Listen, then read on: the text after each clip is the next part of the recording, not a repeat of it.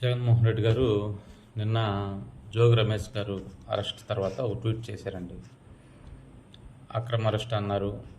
ఒకవేళ అది నిజం కాకపోతే ఒకవేళ ఏదైనా తర్వాత కోర్టులో తేలుతుంది, దాని గురించి కాదు.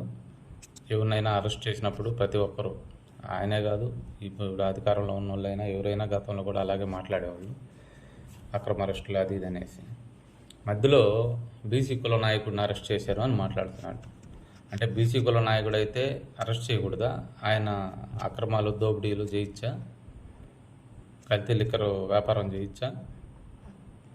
అంటే ఏ నాయకుడిని అరెస్ట్ చేస్తే ఆ విధంగా కులాన్ని తీసుకొచ్చి మధ్యలో పెట్టేస్తారా? అంటే ఇంకెవరు చేయాలైతే ఎవరిని అరెస్ట్ చేయాలి? అది కూడా మీరు ఒక క్లారిటీ ఇవ్వండి, బాగుంటుంది.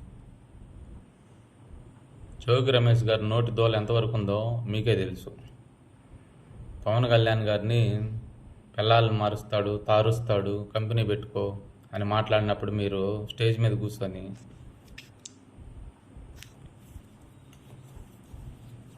ఇట్లా అన్నారు. మీరు ఏంటి జగన్మోహన్ రెడ్డి గారు అది? ఆ రోజు తప్పు, ఇలా మాట్లాడకూడదు, కంట్రోల్ చేసుకోండి అని చెప్పారా మీరు? ఒక బాధ్యత గల సీఎంగా ఉండి, బాధ్యత గల స్థానంలో ఉన్నప్పుడు ఇప్పుడు ఇలా కులాలను తీసుకొచ్చి పెట్టడము, అప్పుడు చూడబోతే అలా నవ్వుకోవడము ఎంతవరకు కరెక్టు?